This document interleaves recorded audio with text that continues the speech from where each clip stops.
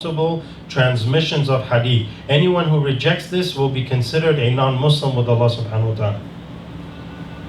وبعدما يكمل الإنسان عقيدته قال رسول الله صلى الله عليه وسلم ثم استقم. استقامة ليست أمرا سهلا، ليست أمرا سهلا. استقم، اثبت على الطريق. استقامة ألف الكتابة وهو بعض حروفها لما استقام على الجميع تقدم. إذا أنت تريد التقدم وإذا أنت تريد خير الناس فاستقم فستتقدم بلا شك. الألف لما كان مستقيما تقدم على جميع الحروف، كتب قبل كل حرف ألف باء تاء، لأن الباء ليس مستقيما، التاء ليس مستقيما، الثاء ليس مستقيما، الحاء ليس مستقيما، الجيم ليس مستقيما. جميع الحروف لا تستقيم إلا الألف، لا تكون مستقيمة. هكذا الإنسان استقم معناها اثبت، كن قائما كالألف لا تعوج هكذا ولا هكذا. استقم، اثبت على الصراط المستقيم. هناك طرق كثيرة، قال الله سبحانه جل جلاله وأن هذا صراطي مستقيما فاتبعوه ولا تتبعوا السبل. هناك طرق كثيرة، هذا طريق الشيطان وهذا طريق النفس وهذا طريق الهوى وهذا طريق الدنيا وهذا طريق الشياطين وهذا طريق كل مخلوقات، لكن هناك طريق بينهما يقال له الصراط المستقيم. هذا هو الذي يقول الله سبحانه وأن هذا صراطي مستقيما فاتبعوه ولا تتبعوا السبل. لا بد أن يكون الإنسان كالألف ثابتا هكذا مستقيما على هذا الطريق، يتبع النبي صلى الله عليه وسلم شبرا بشبر وذراعا بذراع، ثابتا على ما كان عليه الصلاة والسلام. قل هذه سبيلي أدعو إلى الله على بصيرة أنا ومن اتبعني وسبحان الله وما أنا من المشركين. عنده طريق ينظر إليها يمشي معه، وسنتكلم على تفصيل بعض تلك الأمور. Before he spoke, I said that those who reject it as a non-Muslim, I should actually have said a disbeliever, because it's an important, critical translation there. Anyone who rejects the questioning will be a disbeliever in what Allah Ta'ala has commanded him to believe in. The Shaykh said that istiqama, if we look at the Arabic letters of the language of Arabic, istiqama is like the alif. You know, the alif, if you look at it, it's straight. Istiqama means to be upright and straight. If you look at the alif, it is the first of all the letters, and it is the steadfast, established straight up and down with no crookedness. If you look at the ba and the ta and the jim and all these other letters, they don't have this uprightness, the alif. Just like that, you must precede all things with having this istiqama. And the Shaykh said there are many paths you have to be aware of in this world. There's many turuq, many paths. Some paths are the path of the devil. Some paths are leading different ways. And Allah Ta'ala says in the Quran, this is my path, follow it and do not follow other paths. That this is the path, and this path is the sirat al-mustaqim, the straight path. And the Shaykh also said that this is the path of the noble messenger sallallahu alaihi wasallam. And what we mean by this path is following the noble prophet. How do we follow him? Shaykh said we need to follow him step by step, exact following, such that you do not leave him, handspan by handspan, footstep by footstep, just extremely close in everything he said and did. You follow him, and this is this straight path. والاستقامة هي المطلب الوحيد للعلماء الصالحين، ولذلك يقولون إن من فائدة الاستقامة إذا استقام الإنسان قدمه الله تعالى سبحانه وتعالى، قدمه الله تعالى على غيره. ويقولون الدليل على ذلك أن الألف لما استقام تقدم على جميع الحروف. لما استقام وضعه العرب قبل أي حرف، ولذلك نجده بالكتاب العزيز هو أول حرف الحمد لله رب العالمين. الحمد لله، أبدأ الكلام بالألف، الحمد لله. لما يستقيم الإنسان يقدمه الله تعالى. ويقولون أنه لما استقام الألف تقدم على جميع الحروف. إذا كان الإنسان يسعى في المطالب والتقدم فعليه بالاستقامة، فهي باب الخير وهي باب التقديم.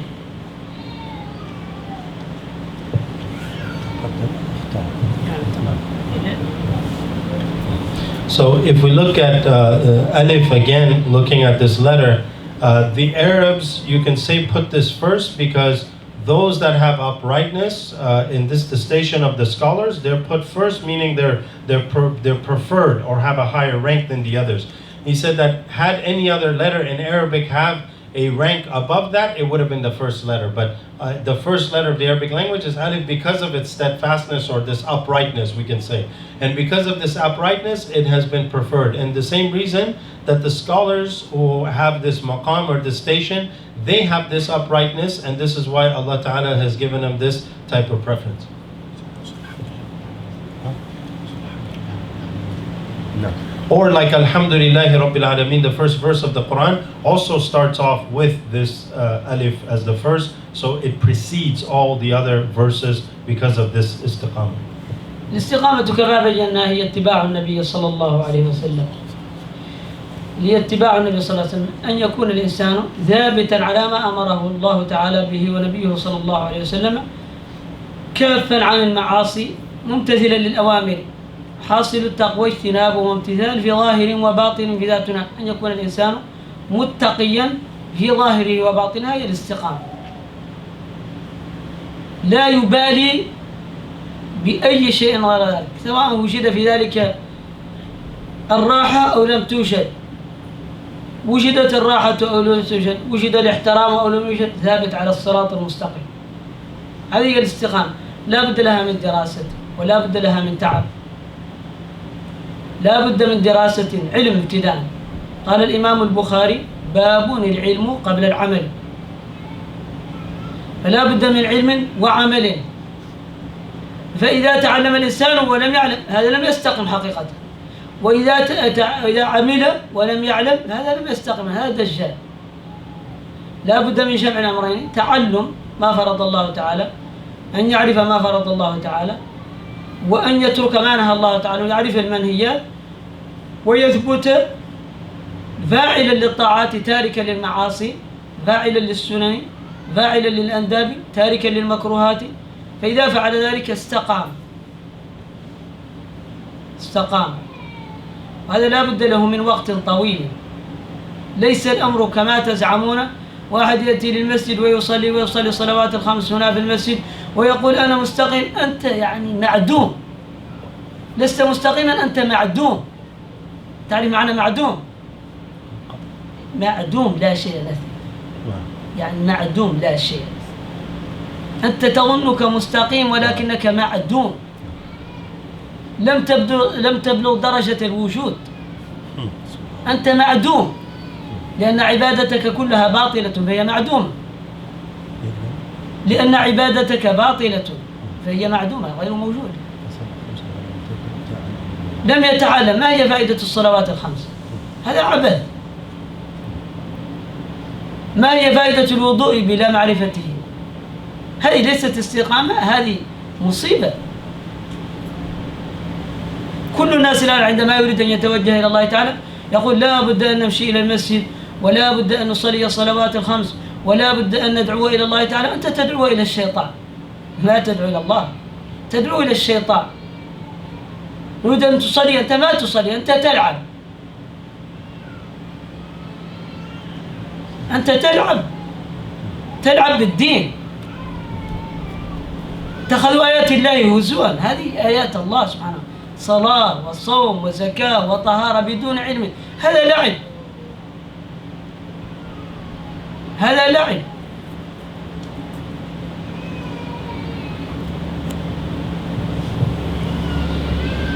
Shaykh said that this istiqama is, as he reiterated earlier, the following of the noble messenger sallallahu alaihi wasallam, and following his commands inwardly and outwardly and fulfilling those obligations.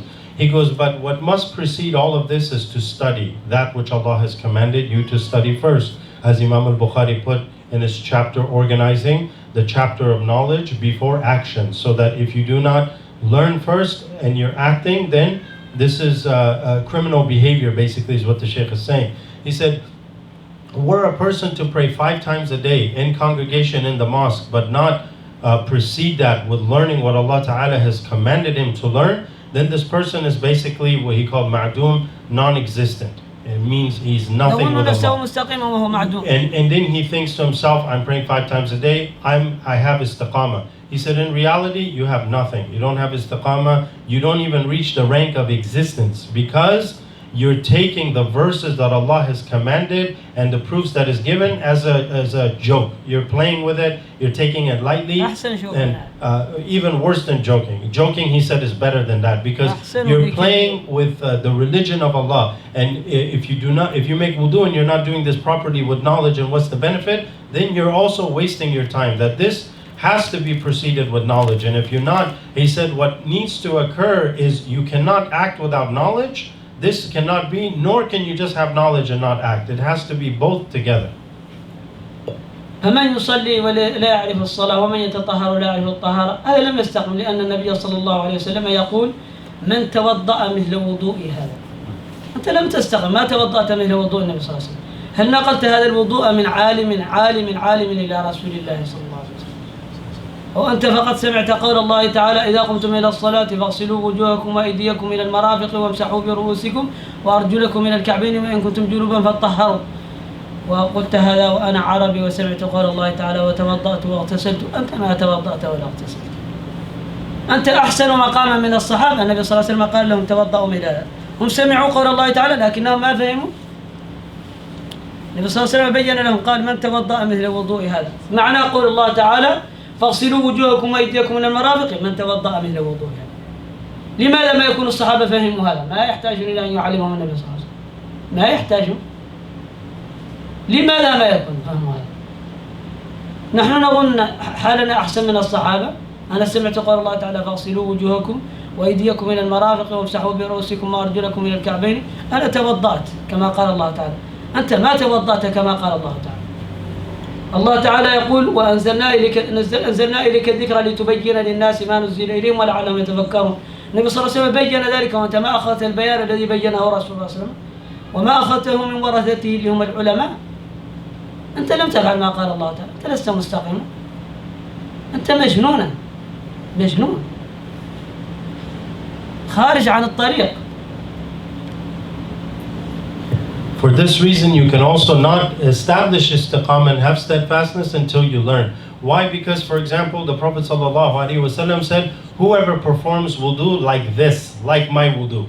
He said, some people read the verse in the Quran that when you want to pray, I'm just paraphrasing here, when you want to go to pray, then wash your faces and wash your arms and wipe your head and wash your feet. So a person who's Arab says, I'm Arab, I understand Arabic. He reads this and then he starts to go perform wudu on his own. He said, if that was the case, then why didn't the companions do that? Why is it that the Prophet ﷺ said, whoever performs wudu like my wudu like this? And he demonstrated to them how it is done. He said, it is must that you have learned this from a scholar who learned from a scholar who learned from a scholar back to the noble messenger. Why? Because the Prophet ﷺ, he said that the scholars are the inheritors of the Prophet. So it is the inheritors that are responsible for the transmission of this knowledge. That if you're not taking this correctly and you're not learning this correctly, then you don't have the istiqama that is required. As the verse of the Quran says, we revealed this for this.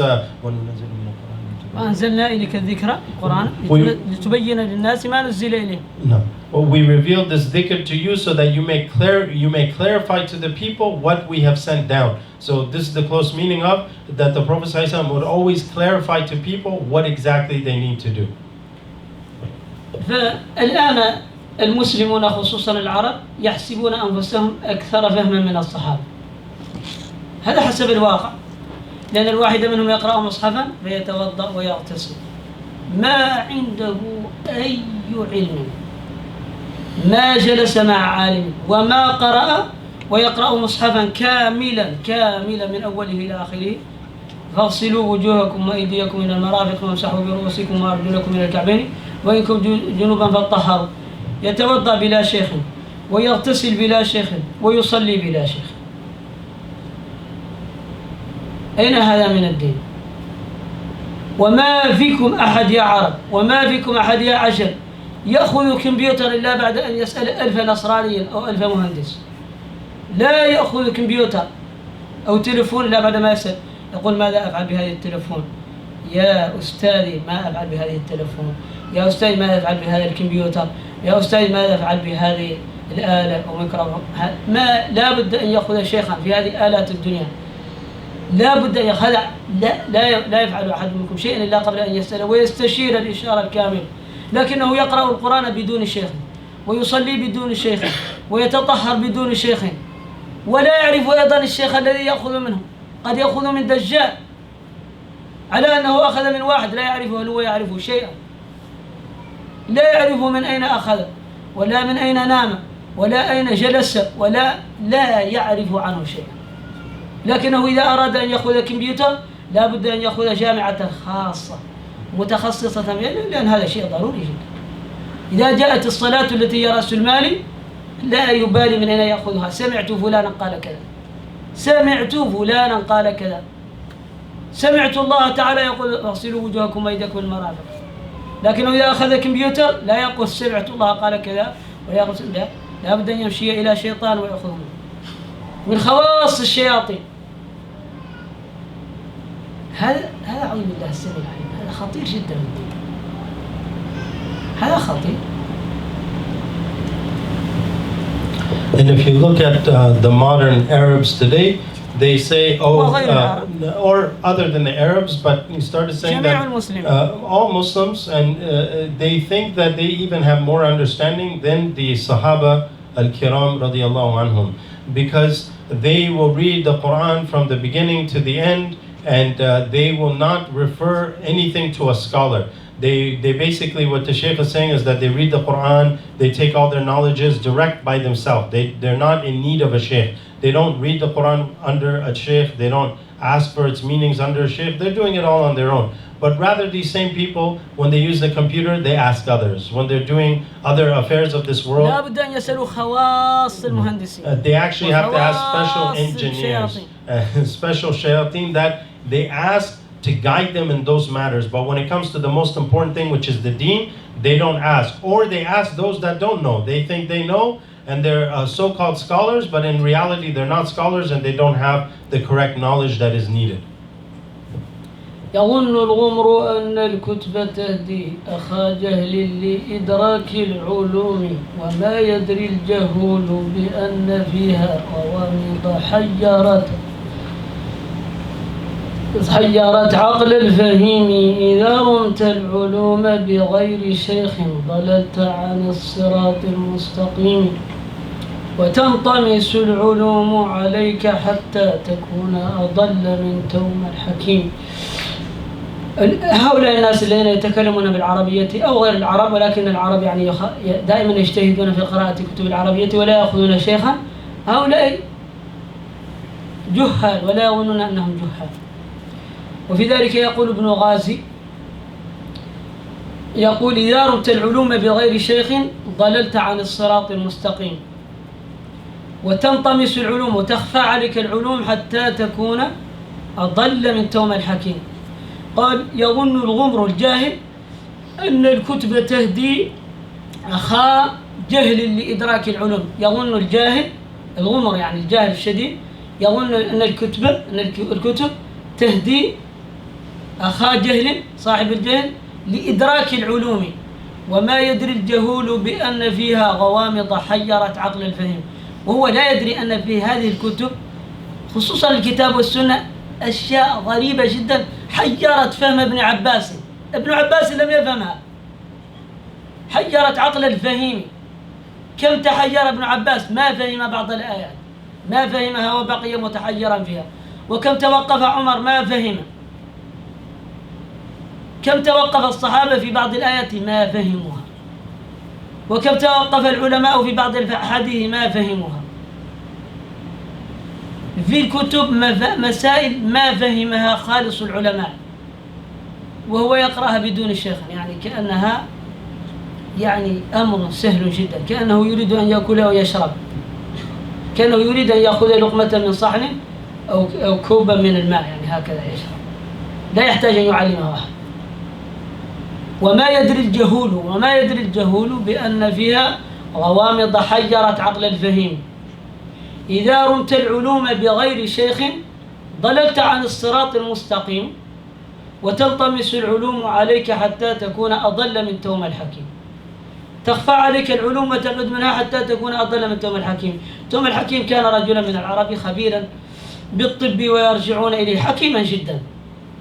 وفي يوم من الأيام قرأ كتابا وفيه الحبة السوداء تشفي من الرمد، لكن الكاتب كتبها الحية السوداء تشفي من الرمد، كتبها الحية نقط نقطتين، وقرأها الحية السوداء فأخذ حية وقطر السم منها في عينيه فعمية خلاص. هكذا الدجاجل الآن يقطرون في عينكم العلوم غير النافعة. واحد يقرأ صحيح البخاري ومسلم ويعميكم، يجعلكم عميانا صما عميا بكما، أنتم لا تعقلون. يأخذ أوراق من صحيح مسلم، صحيح البخاري، وصحيح الترمذي، وصحيح الشيطان، ويقرأ عليكم من إملائه ويعميكم كما أعمى التؤم الحكيم قومهم، يعميكم يجعلكم عميانا صما بكما لا تعقلون. هو دجال.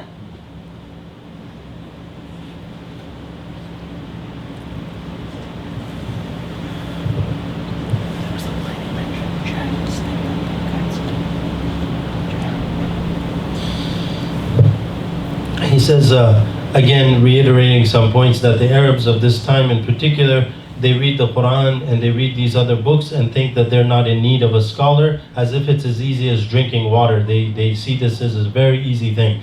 This is why Al-Ghazi, he mentioned some lines, Ibn Ghazi, he mentioned some lines of poetry that basically mention that if you take the knowledge of this religion without a sheikh, you go astray. Such that the Jahil, he thinks that books are the source of guidance without the scholars. He said this religion is a very deep religion, and the Quran and the Sunnah have things that are extremely deep and very it's hidden from some people. Not everyone has the knowledge. He said, look at the greatest of the one of the greatest of the Sahaba, Ibn Abbas radiallahu anh. He was bewildered by some knowledge of the Quran. He was not able to understand certain matters in the religion that was even beyond Ibn Abbas. He goes that this is one of the greatest. Many companions, there's many things that they did not know or could answer, either about the Quran or other matters. That there's things that people do not know. And then Ibn Ghazi continues with some other lines in the end. I'm just kind of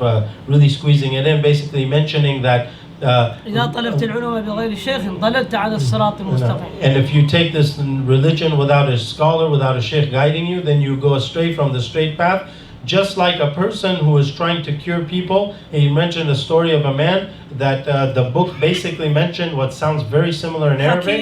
No, this man was supposed to be like a healer, and he read the lines of black seed, حبة سوداء, as حية. حبة السوداء تشفي من الرمل. فالكاتب كتبها الحية نقط نقطتين ياء. So the book, this katib, the person that wrote it, made a mistake and didn't put certain dots where they were supposed to be, and the person read it as the black snake instead of black seed. So he went and took some maybe venom from the black snake, put it in the guy's eyes, and instead of curing it, he made him blind. He said, and this is what you've all been experiencing. You've all been sitting in the company of people who are opening up the pages of Bukhari and Muslim and Sahih this, Sahih that, reading to you, and in reality, they're leading you, making you blind in your own religion while you're unaware. They've made you deaf, dumb, blind, and you are unable to understand. You do not have the aql to understand that. هذه هي مصيبة المسلمين الآن. مصيبة المسلمين الآن لا يمكن أن يستقيموا. كيف يستقيمون ولا يتعلمون؟ لا يمكن أن يستقيموا. لو استقاموا على الطريقة لأسقيناهم ماء غدقا. يعني لو استقاموا على الطريقة لما بقي خير لوجدوه، لملكوا الدنيا كلها. بماذا ملك الصحابة والتابعون وغيرهم بعدهم الدنيا كلها؟ لأنهم استقاموا. ولذلك يقول رسول الله صلى الله عليه وسلم: إنكم لا تقاتلون بعدد ولا عدد، ما تقاتلون بالسيوف ولا بقنابل ولا بشيء، إنما تقاتلون بهذا الدين. إذا كان الدين قويا فيخافكم العالم كله لأنكم على حق. إذا كان الدين ضعيفا فأنتم غثاء كغثاء السيل، زبد كزبد البحر. المسلمون الآن كم من مليون، كم من بليون، كم مليار، لكنهم لا يفقهون لا يعلمون، كما قال تعالى خسر الدنيا والآخرة، ذلك هو الخسران المبين. خسر الدنيا والآخرة لأن المسلمين لا يصلحون إلا بالآخرة، كما قال عمر بن الخطاب رضي الله تعالى عنه: نحن قوم أعزنا الله بالإسلام، فمهما ابتغينا العزة بغير الإسلام أذلنا الله. نحن الآن في ذل. أضعف دولة في أوروبا إسبانيا تملك جميع المسلمين، تقول للسعودية: أنتم لا تصلحون للإمامة، أنتم لستم أئمة، نحن إمامكم. إسبانيا هي أضعف دولة في أوروبا، لا يمكن للسعودية وهي أقوى دولة في العرب تقول بجنبها لا إله إلا الله، لا يمكنها أن تقول كلمة كأنها إمامها. هذا هو الضعف. إسبانيا هي أضعف دولة من أوروبا، أقوى دولة في العرب الآن السعودية، لا يمكنها أن تقول كلمة بجنب إسبانيا، كأنها طفلة بجنبها. هذا لضعفنا في ديننا، لم نستقم. لو استقمنا لتقدمنا كما تقدم الألف.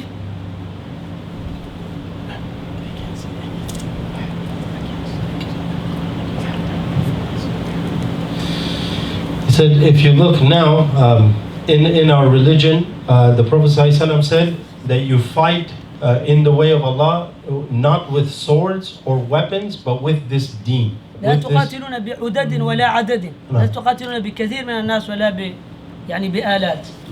You do not fight with numbers or weapons, but you fight with the religion of Allah. And he said this is why we are very weak, because our religion is weak. And had our deen not been weak, we would not been like the foam of the ocean that we're described to be. For example, you have millions, billions of Muslims, and we're in the state that we're the weakest. In fact, he said if you look, Spain is the weakest of all the countries in Europe, and Saudi Arabia is supposed to be the, considered the most powerful or strongest of the Arab countries. Yet they're so weak, they're not able to say anything, in the presence, even though they're next to them, in the presence or above Spain. They cannot even say, he mentioned, La ilaha illallah. Did I get that right? And he said that if you look at that, look at this weakness of ours. And this is because, as Sayyidina Umar ibn al-Khattab mentioned, radiallahu anh, we were a people that Allah gave us honor or izzah through Islam. If we seek it, if we seek this honor and respect or this dignity through other than Islam, then Allah will humiliate us or bring us low. And this is what we find ourselves. Shaykh said we're in the state of humiliation and disgrace, that we've been put down in the entire world because we have sought honor in the world by other than Islam. فكل ما نحن فيه من النقص بسبب عدم استقامتنا. كل ما فيه المسلمون الآن من النقص، كل ما فيه المسلمون الآن من النقص بسبب عدم استقامتهم. All this weakness that we find in deficiencies of the Muslims is in reality a deficiency in the steadfastness of istiqamah. من استقام تقدم، لا يشك في ذلك أي أحد. من استقام تقدم. Whoever has istiqamah would have been preferred and would have been outranked all others. لما نجد صدر الإسلام ما كان لهم أي شيء، ما كان لهم أي شيء، لكنهم مستقيمون ويعتقدون أن هذا الدين هو الحق، لا يأتيه الباطل من بين يديه ولا من خلفه، تنزيل من حكيم حميد. ما عندهم شك، استقاموا، الله تعالى جعل العالم كله يجري خلفهم، كل العالم. If you look at the first generation, what did they have? They didn't have much at all. But they knew this religion is the true religion. And they had istiqamah and they had this strong belief. And as a result, Allah put the entire creation behind them. They became the forefront and Allah established them through the strength of their faith. الاستقامة هي الكرامة، والاستقامة هي الفخر الكبير. وكان الحسن البصري رحمه الله تعالى سيد التابعين إذا قرأ هذه الآية تعجب، يقول إن الله سبحانه جل جلاله يقول إن الذين قالوا ربنا الله ثم استقاموا تتنزل عليهم الملائكة ألا تخافوا ولا تحزنوا وأبشروا بالجنة التي كنتم توعدون نحن أولياؤكم في الحياة الدنيا وفي الآخرة ولكم فيها ما تشتهي أنفسكم ولكم فيها ما تدعون نزلا من غفور رحيم. يقول عندما يقرأ هذه الآية يقول اللهم أنت ربنا فارزقنا الاستقامة. أنا نعرف أني لست مستقيما، لكن أعتقد أن الله تعالى واحد وننتظر الاستقامة من رب العالمين. فالاستقامة حجرت عقول العلماء، حجرت عقول العلماء، حتى يقول بعض العلماء تعبنا في الصلاة 20 سنة. يعني كيف أن نصحح الصلاة ونراقب فيها وتكون صلاتنا على هيئة صلاة الصحابة والعارفين. 20 سنة تعبنا، جاهدنا الصلاة 20 سنة، وبعد ذلك تنعمنا بها 20 سنة. فمن أراد الاستقامة لا بد له من المجاهدة الطويلة. علم